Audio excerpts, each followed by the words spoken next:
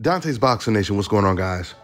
So Canelo Alvarez was so excited after his win over Jermell Charlo that he said immediately after the fight, "Nobody beats this version of me."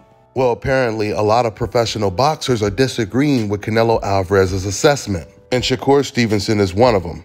I seen, honestly, like, Canelo is a great fighter. I don't take nothing away from him. I see a lot of holes. That's why his coach kept saying to him, like, don't get overconfident, don't get overconfident. Because you could tell he do get overly confident in it. Like when he don't feel the power, he start making mistakes, you mean? Like, he just start throwing 1 or 2 big shots. Right, loading up. And he's loading up, standing right in front of you. Yeah. And it's not boxing at the time because it's like, okay, he just right in front of you. But I just think, like, with Charlo, he wasn't giving him nothing back. So like I was saying, Canelo Alvarez, he believes that this is the best version of him against a junior middleweight that didn't even throw punches in the fight. The best version of a boxer is supposed to be someone that has to deal with adversity, someone that has to adjust. When someone is in a ring with a guy that's trying to take their head off and they figure out how to nullify that opponent's best weapon and knock him out, the way Crawford did to Errol Spence. And that's the reason why after Terrence Crawford's performance, you had many professional boxers come out and say nobody is beating that version of Terrence Crawford, including fighters like Oscar De La Hoya, who said he sees Terrence Crawford moving up 3 weight classes and beating Canelo Alvarez easy. And he wasn't the only professional fighter that said that. There were many. You see, Terrence Crawford didn't have to say, nobody beats this version of me. Other professional fighters, they said it for Crawford. Canelo, on the other hand, he says it when he's in a ring with a junior middleweight that's showing 0 resistance. If you notice, SHAKUR Stevenson, he was talking about Canelo Alvarez's many flaws. The fact that he will stand right in front of you, throwing 1 hard shot at a time. This is something that Canelo has been doing his entire career, which is rather ironic because, of course, there was a time when a lot of black fighters, they were looking for the acceptance of old media, and they were all praising Canelo, saying that he was pound for pound the best fighter in the world, etc., etc. But meanwhile, he still had these same flaws. He still showed these flaws in all of his fights. This is the reason why he was being outboxed by Amir Khan before he knocked him out. This is the reason why he was being outboxed by Billy Joe Saunders. He was being outboxed by Caleb Plant before he stopped all of these opponents, because he always showed those exact same flaws that he shows in the ring today. Now, this is not to suggest that Canelo is not a really good fighter, because he is a really good fighter, and it does take a really good fighter to beat him. The only point I'm making, the only point SHAKUR Stevenson is making, is Canelo Alvarez is the same fighter that lost to Bivol. He's the same fighter that lost to Floyd Mayweather, and he's the same fighter that fought Edeslani Lara. The only difference is, in this fight, he was fighting against a much smaller opponent that he outweighed probably by 15 to 20 pounds and didn't even have to worry about getting hit with anything because Jermell Charlo wasn't punching. If you guys have noticed recently, a lot of black fighters have withdrawn from constantly overpraising Canelo Alvarez. Now, that could be because old media is no longer praising Canelo Alvarez like he's the Michael Jordan of the sport, trying to completely mislead the public in the sport of boxing.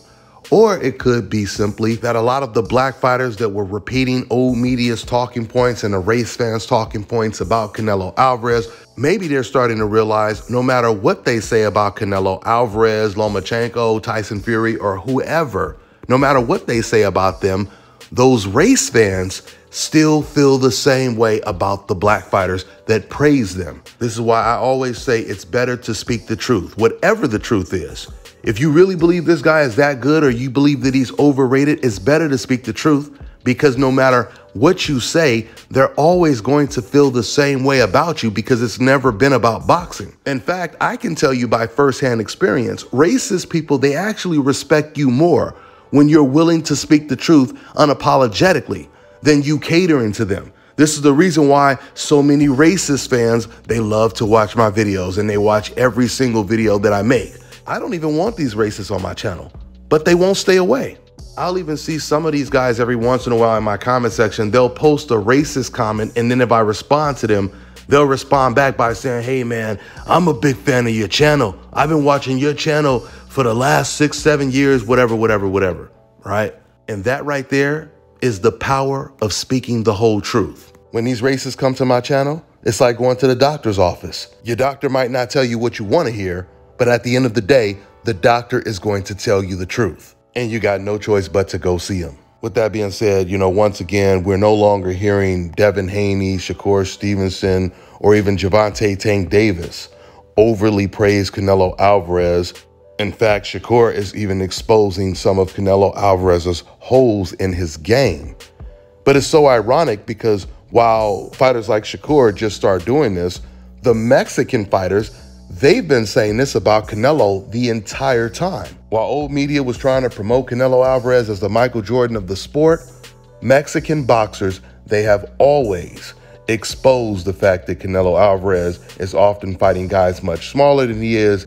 And when he fights someone his exact same size or even a little bit bigger than he is, he ends up losing, like he lost to Bivol. Bivol, if you compare Canelo Alvarez, this is something that Mexican fans often do, they always compare Canelo to Floyd Mayweather.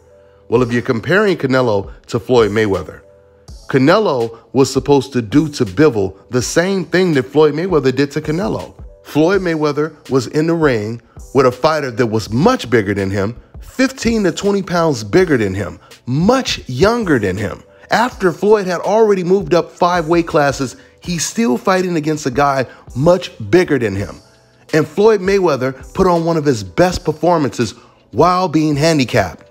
Canelo was actually closer in size to Bivol, way more closer in size to Bivol than Floyd Mayweather was to Canelo Alvarez. And Canelo got completely dominated. So maybe when Canelo Alvarez said, "No one beats this version of me," he really meant no junior middleweight beats this version of me. Because if Canelo truly believed no one beats that version of him, he would have called out Bivol. Not calling him out next, not saying he wants to fight him next, because of course he has this deal with PBC. But he could have made it very clear, before I retire, I am going to fight Bivol, because this is the best version of me, and I'm going to show you guys what I do when I'm at my best. That's what he was supposed to say.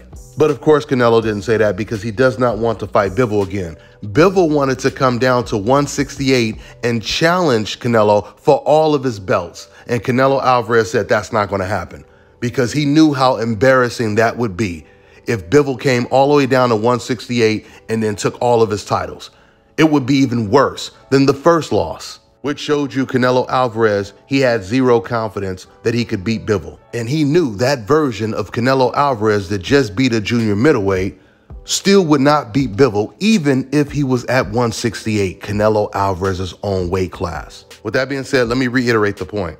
While you have black fighters that are now not afraid to criticize Canelo Alvarez, Mexican fighters, and almost all of them, have been doing this since day one, no matter how much it pissed off Canelo Alvarez or Mexican fans in general. And it's not just the Mexican fighters that have been criticizing Canelo, it's been Mexican reporters straight from Mexico as well. A lot of them have been completely fearless. Let me play this clip of what former champion Carlos CUDRAS said. He said this right before the Jermell Charlo fight. This is pretty much the feeling that a lot of the Mexican fighters had going into this fight. Eric Morales, he said something analogous to this as well. So I'm going to play the interview, but before I play the interview, I want to actually read the transcript of exactly what he said. So the reporter, he asked Carlos, he says, Canelo Alvarez versus Jermell Charlo, do you like that Canelo chose an opponent who is undisputed champion, but is 2 divisions below?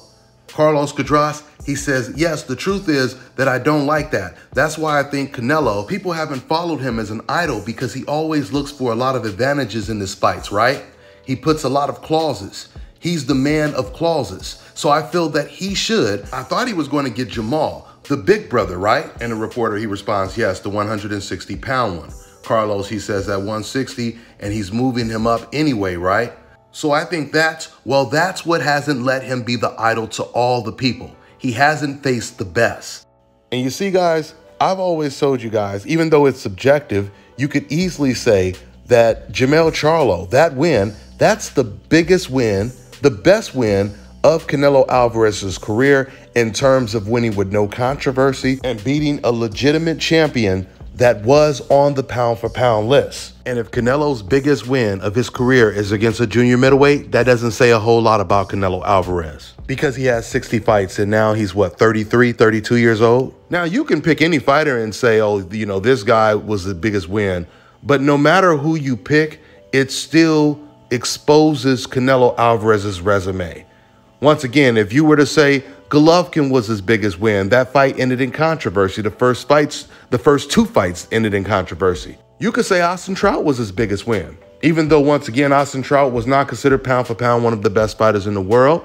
And if we say his biggest win was against Austin Trout, then that doesn't say too much about Canelo Alvarez's career when he has 60 fights and that fight happened like, what, 10 years ago?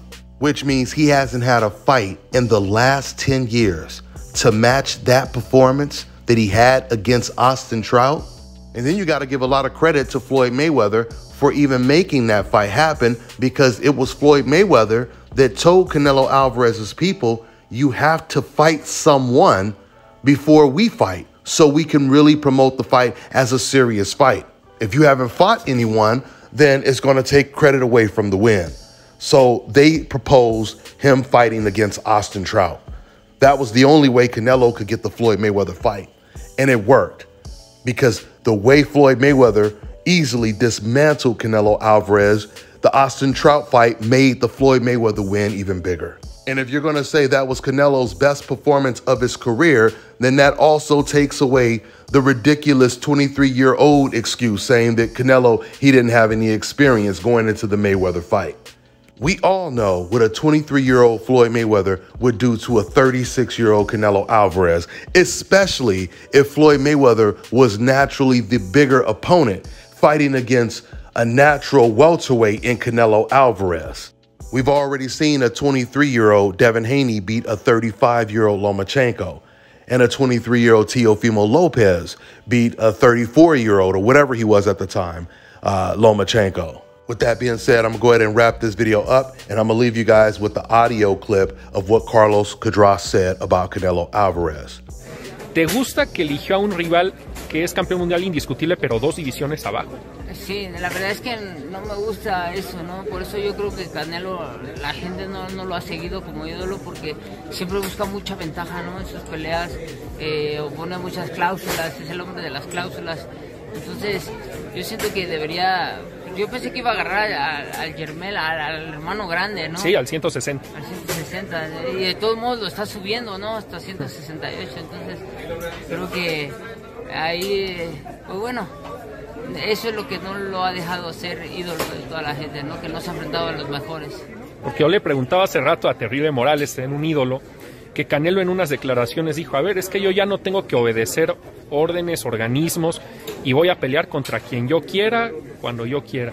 ¿Tú crees que eso es soberbio o le afecta? Yo creo que sí es soberbia, ¿no? Eso no está siendo... O sea, él siente que ya es la cara del boxeo, que él puede hacer lo que sea con el boxeo, y pues bueno, el dinero hace muchas cosas. Let me tell you guys about Issa Israel Law Firm. It is a full-service legal practice based in Denver, Colorado, an emerging hub for combat sports and high-altitude training. If you're a fighter inside or outside of the ring and you need a law firm you can trust to fight for you, visit thefighterfirm.com or email help@iilawfirm.com. Legal representation is usually limited to plaintiffs or defendants in Colorado, but iFirm can help anyone in the world with trademarking their business name, logos, and U.S. immigration issues. This brother has been my attorney for a while and helped guide me through all kinds of business and civil issues, so make sure you guys go to thefighterfirm.com. All right, now check this out, guys. If you're looking to repair eczema scars, burns and bruises, dark spots and blemishes, fever blisters, diabetic ulcers, this right here is the perfect product for you guys. It's called LO Key Face and Body Oil. Athletes and top-ranking boxers, they're also using it after training to reduce swelling, inflammation, and to ease the pain. So get yours today. Go to LODkey.com, like them on Facebook, and follow them on Instagram.